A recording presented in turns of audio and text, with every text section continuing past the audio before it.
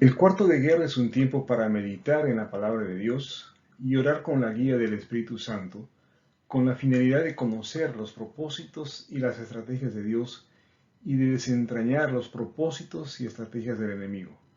De esta manera, identificamos las decisiones y acciones que debemos realizar para obtener la victoria. Bien, como podemos recordar, Hebreos capítulo 2 es un pasaje que se concentra en explicarnos la salvación. Recordemos que empezamos en el versículo 1, hablado de que la salvación es como una especie de cadena en donde Jesús anuncia la salvación para sus discípulos y estos a su vez los anuncian a los suyos y así sucesivamente se va extendiendo esa cadena en donde generación a generación se va compartiendo esa buena nueva de la salvación. Y nos advierte que nosotros no debemos descuidar esa grande salvación en el sentido de que no debemos parar esa cadena, que a nosotros también nos toca compartir ese mensaje de salvación a los demás. Ahora estamos hablando de el hecho o la explicación que hace Dios respecto a cómo hace que su Hijo se haga hombre y se vuelve el autor de la salvación. Esta porción que va del versículo 10 en adelante es muy importante porque contiene información muy valiosa para comprender otros aspectos de la salvación que son importantes para nuestra vida. Primero dice Dios para quien y por medio de quien todo fue hecho. Se nos está haciendo recordar que la salvación viene de la fuente de toda autoridad, que es Dios, y que esa fuente de autoridad eligió llevar a muchos hijos a la gloria. Acá hay dos aspectos que resaltar. Él eligió, él tomó una decisión de llevar a muchos hijos a la gloria. Nos gustaría que dijera a todos, ¿no? Pero me está diciendo a muchos porque también el hombre tiene libre albedrío y por lo tanto su decisión de aceptar o no a Jesús como su Salvador eh, tiene mucho que ver con los resultados. Lo siguiente que queremos subrayar es que dice, convenía a Dios. Es decir, la salvación es algo que le conviene a Dios. Y acá podemos explicar brevemente que con la caída de Adán, Dios sufrió una pérdida, porque toda la creación que había puesto bajo el gobierno de Adán terminó en manos del enemigo, ¿no? Por lo tanto, Dios ha perdido el, el reino o la creación que él tuvo. Uno podría decir, bueno, pero si es Dios, entonces, ¿qué le cuesta recuperar lo que Satanás se robó? Pero las cosas no funcionan así, porque Dios le dio a Adán o al hombre la potestad de gobernar sobre la tierra. Es como si le hubiera dado una carta de poder amplio. Y bajo esa carta de poder amplio, Adán vendió, entregó la tierra a un tercero. Por lo tanto, legalmente, el único que puede reclamar a Satanás las cosas que él se robó es el hombre mismo. Pero el hombre en sí mismo no está calificado para hacer esa tarea, porque como vamos a ver más adelante, el hombre ha pecado, la paga del pecado es muerte y el ejecutor de la muerte es Satanás. Es decir, quien podría hacer esa tarea debe ser un hombre que nunca pecó. Por lo tanto, no puede ser juzgado ni ejecutado por Satanás. Sí, entonces acá estamos hablando de dos cosas. Uno, le convenía a Dios la salvación porque Dios sabe que el único que le puede permitir recuperar la creación es el hombre. Necesita Dios salvar al hombre. Pero al mismo tiempo Dios sabe que tiene que haber un hombre que sea capaz de cumplir con ese requisito, de poder acercarse a Satanás y recuperar lo que él había robado. ¿Y él quién tenía que ser? una persona sin tacha, sin pecado. Por lo tanto, envía a su hijo, se hace hombre bajo el nombre de Jesús, pero Dios tiene que empezar un proceso de formación de Jesús para que pueda ser capaz de ser el autor de la salvación. Por eso dice, mediante el sufrimiento, hiciera a Jesús un líder perfecto. Dios tenía que hacer que Jesús sea un líder perfecto. Entonces, no es que Jesús es el Hijo de Dios y por lo tanto ya por naturaleza propia es perfecto. Jesús se hace hombre, como vamos a ver más adelante, para que pueda vivir como hombre y pasar por todas las circunstancias de un hombre. Y parte de esas circunstancias es su formación para ser perfecto. Podemos asociar este pasaje con Santiago capítulo 1, cuando nos habla que tengamos sumo gozo cuando estamos frente a un problema, porque el problema prueba la fe y la fe desarrolla la constancia y la constancia nos permite ser perfectos y completos. Pues acá está diciéndonos exactamente lo mismo, que Jesús en lo que padeció, o sea, a través de las pruebas, se fue perfeccionando. Y nos permite entender que la palabra perfecto está definida en función del objetivo o de la tarea que Dios nos ha encargado realizar. Entonces Jesús tenía que ser perfecto para ser el autor de la salvación. Nosotros tenemos que trasladar esto que estamos viendo de Jesús hacia nosotros. Es decir, nosotros vamos a ser formados mediante las pruebas y el sufrimiento para que podamos alcanzar esa perfección. Pero una perfección que está definida en función del propósito que Dios ha reservado para cada uno de nosotros. Continuemos. Por lo tanto, ese Jesús y los que Él hace santos tienen el mismo Padre. Nuevamente vamos de manera pausada. Jesús y los que Él hace santos. Entonces, acá está resaltando que el autor de la salvación también fue formado para que Él nos pueda hacer santos. Y Jesús entiende que todos aquellos que son santos tienen el mismo Padre. Por esa razón dice, Jesús no se avergüenza de llamarlos sus hermanos. Este pasaje también es muy importante para entender el amor de Dios y nuestra condición de hermanos. Jesús no se avergüenza de llamarnos hermanos.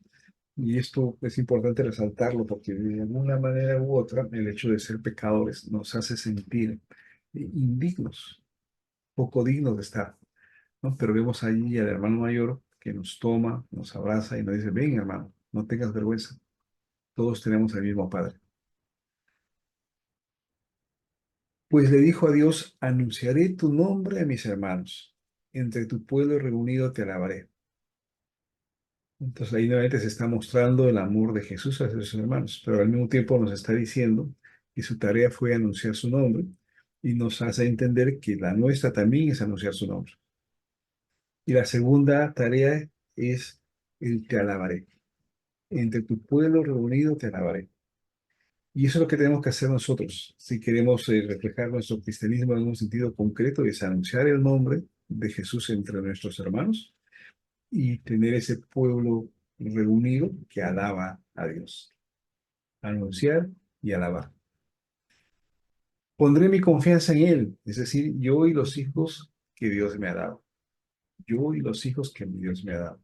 No es como que dijera, yo y los hijos que me has dado vamos a hacer la tarea que tú nos has encargado.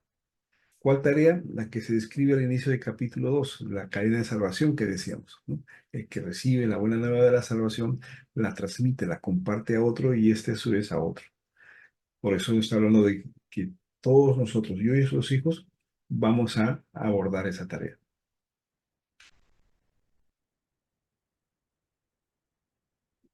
Ahonda aún más en la explicación de la salvación y sobre todo en el por qué Jesús tuvo que hacerse hombre, por qué tuvo que padecer lo que padeció. Pregunta que nos hacemos con frecuencia. El versículo 14 nos explica, debido a que los hijos de Dios son seres humanos, hechos de carne y sangre, el Hijo también se hizo carne y sangre, pues solo como ser humano podía morir y solo mediante la muerte podía quebrantar el poder del diablo, quien tenía el poder sobre la muerte. Cuando dice que tenía el poder sobre la muerte, se está refiriendo a que Satanás tiene el rol de ser el ejecutor de la pena de muerte sobre todos los pecadores. Bien, entonces Jesús tiene que hacer algo para romper con ese poder. Y se reitera la idea de que solo un ser humano podía hacer esa tarea y solo como ser humano podía morir por otros seres humanos.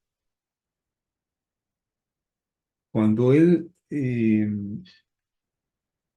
toma los pecados del ser humano, el diablo, por error, lo considera pecador y lo ejecuta. Pero el diablo ahí comete un error, ¿no? Y el error es que en realidad Jesús no había pecado, sino que había tomado los pecados del mundo. Entonces, al ejecutar a un inocente, quien ha cometido una falta es el diablo. Jesús es resucitado, restaurándole su condición de persona santa, que no debió haber muerto, y el diablo es condenado por haber llevado un proceso judicial de manera equivocada. Entonces, ¿qué tenemos en conclusión? Que ya tenemos a aquel ser humano que sí le puede decir al diablo, devuélveme lo que es mío, pero a su vez, por la forma como se produce su muerte por error, que tenía el poder sobre la muerte, ahora es juzgado y es condenado. Saber eso es muy importante dentro de la lucha espiritual. Dice, únicamente de esta manera el Hijo podía liberar a todos los que vivían esclavizados por el temor a la muerte. Expliquemos primero lo último, esclavizados por el temor a la muerte. Decimos que Satanás es el que tiene la potestad de aplicar la muerte sobre todos los que pecaron. Es el verdugo que genera temor en las personas. Y ese temor va a tomar forma de diversos lazos de dependencia que nos esclavizan. Eh, uno puede, por ejemplo, identificar qué cosas en su vida tiene miedo a perderlas, porque si las pierde, se le viene el mundo abajo, se le acaba la vida. Y uno identifica esas cosas y ve que uno le da una preferencia, cuida aquellas cosas y no quiere que se pierdan. Entonces, ahí estamos viendo, a través de la línea del temor, cuáles son nuestros ídolos y cuáles son los lazos de esclavitud que tenemos, ¿no? Conocerán ustedes a alguien que considera que tener una buena suma de dinero ahorrada es la que le da seguridad, ¿no? Y trata de conservarla, de incrementarla, no gastar nada o gastar lo mínimo necesario, porque ese dinero es el ídolo que le permite tener seguridad. Ahí hay un ejemplo entonces de esclavitud. Mi vida está al servicio de ese dinero, o mi vida está al servicio de esa riqueza o de esa fama o de ese título profesional o de la pareja que tengo, etcétera, etcétera, ¿no? Entonces, eso es importante entenderlo. O sea, los miedos que nosotros tenemos son señales de aquellos lazos de esclavitud que el enemigo tiene sobre nosotros. Pero cuando Jesús muere por nosotros, cuando Jesús paga por nuestros pecados, ya no le tenemos miedo a la muerte ni a su ejecutor. Su ejecutor no tiene ya ningún poder contra nosotros. Por contrario, el que está siendo juzgado y sentenciado es él, no nosotros. Ese es el sentido de libertad que nos da el Hijo a nosotros. Y ese sentido de libertad tenemos que desarrollarlo y arraigarnos en ello para poder erradicar toda forma de temor y toda forma de ídolo que tenemos en nuestras vidas. Piensa qué cosas te impiden poder tener una vida espiritual plena. ¿Qué cosas te impiden desarrollar una relación correcta con Dios? Esas cosas son aquellos ídolos que han sido sembrados en nuestro corazón, asociados a temores que generan esclavitud en nuestras vidas. También podemos entender que el,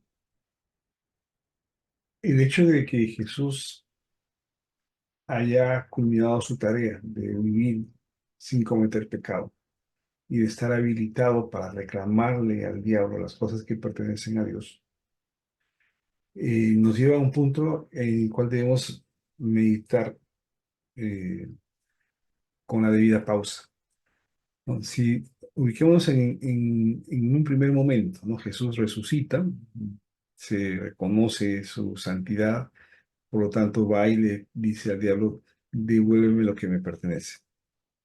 En ese momento el diablo va a decir, ¿qué es lo que te pertenece a ti para yo devolvértelo? Entonces, en ese primer momento, Jesús no tiene nada que le pertenezca, ¿no? Pero en el momento en que alguien, digamos, José, reconoce a Jesús como su Señor y Salvador, entonces José le está perteneciendo a Jesús. Y Jesús dirá a Satanás, José me aceptó como su Señor, José me pertenece, por lo tanto, libéralo, dame lo que me pertenece. Y si José le habla a Susana y Susana recibe a Jesús como su Señor y Salvador, entonces Jesús le dirá al diablo, Susana me pertenece, devuélvela. De esa manera opera la libertad en cada uno de los que reconoce a Jesús como su Señor y Salvador. Esto nos permite entender entonces la importancia de la cadena de salvación que hemos explicado en la primera parte de Hebreos 2, el por qué no se debe detener esta salvación. No podemos parar esa cadena. A nosotros alguien nos habló, nos dio la novedad de la salvación y nosotros tenemos que hacer lo mismo con otros. Y esto es a su vez con otros, para que no se detenga esa cadena de salvación. Y esa cadena de salvación tiene que ver con el otro aspecto de la salvación, ¿no? Y es que finalmente, al lograr los hijos de Dios eh, recuperar todo para Dios, entonces habrá llegado el momento en que el Hijo de Dios se manifieste, venga a este mundo y establezca su reino. Y eso implica no solamente el que compartamos, ¿no? Sino también el hecho de que hagamos que todas las cosas que nos pertenecen y que el diablo de una manera u otra nos las ha robado, las recuperemos para nosotros. Si nos ha robado nuestra economía, entonces tenemos que recuperar nuestra economía. Y eso implica en términos prácticos que me haga cargo de un manejo responsable de mi economía. Si me robó la salud, tengo que quitar de manos del enemigo mi salud, pero implica que yo me haga cargo del buen cuidado de mi salud. Si me generó una crisis en la familia y estoy a punto de perderla, yo como hijo de Dios voy a quitar de las manos del enemigo a mi familia, pero eso implica que yo viva mi vida familiar conforme a los principios de Dios. Bueno, entonces ahí tenemos una tarea que implica el, el conjunto de beneficios que podemos tener para nuestra vida a partir del hecho de que todo lo que nos pertenece lo ponemos bajo el reino de Dios. Ordena nuestra vida, nos pone sobre principios que son los que permiten que vivamos la vida en abundancia que nos ha prometido. Hay otro aspecto más de la salvación que es importante considerar y que está explicado en los versículos 16 a 18. Dice, también sabemos que el Hijo no vino para ayudar a ángeles, sino que vino para ayudar a los descendientes de Abraham. Por lo tanto, era necesario que en todo sentido Él se hiciera semejante a nosotros, sus hermanos, para que fuera sumo sacerdote, fiel y misericordioso delante de Dios. Entonces podría ofrecer un sacrificio que quitaría los pecados del pueblo. Debido a que Él mismo ha pasado por sufrimientos y pruebas, puede ayudarnos cuando pasamos por pruebas. Entonces, acá tenemos otro aspecto de la salvación y es Jesús, el sumo sacerdote. El sumo sacerdote es aquel que intercede entre Dios y los hombres, ¿no? Pero para calificar como sumo sacerdote, él tiene que estar en la condición de decirle a cualquiera de nosotros, tranquilo, lo que tú estás pasando, yo lo pasé. Lo que tú estás sufriendo, yo lo sufrí. Por lo tanto, te conozco y puedo ser el intercesor eficaz que tú necesitas para interceder por ti delante del Padre. Eso nos permite explicar otro aspecto más, ¿no? De por qué Jesús tuvo que sufrir lo que sufrió en el día previo a la cruz y la cruz misma, ¿no? Porque Él toma los pecados del mundo para sí mismo, ¿no? Y por lo tanto, también está tomando todos los sufrimientos del mundo, todas las consecuencias del pecado que el pecado trae en nuestras vidas. Entonces, al tomar todo ese sufrimiento, Él sí puede decir: lo que tú estás sufriendo, yo lo sufrí. Lo que tú estás padeciendo, yo lo he padecido. ¿Te sientes humillado? A mí también me han humillado. ¿Te sientes golpeado? A mí también me han golpeado, ¿no? Entonces, en esos 2, 3 días intensos previos a su crucifixión, Él ha tomado para sí todos los pecados del mundo, pero al mismo tiempo ha sufrido todo lo que el mundo sufre con sus propios pecados. De esa manera califica a Él como sumo sacerdote. Por lo tanto, otro aspecto importante de la salvación es que sepamos que tenemos delante de Dios a un abogado nuestro, a un intercesor nuestro, a un sumo sacerdote que nos conoce muy bien y que por lo tanto va a interceder de manera eficaz delante del Padre. Que entonces el Señor nos dé sabiduría, revelación a través de estos pasajes. Les invito a que lo mediten y lo estudien más allá de esta reflexión o de este audio, para que le encuentren toda la profundidad y el beneficio que tiene para cada uno de nosotros. Que Dios los bendiga abundantemente.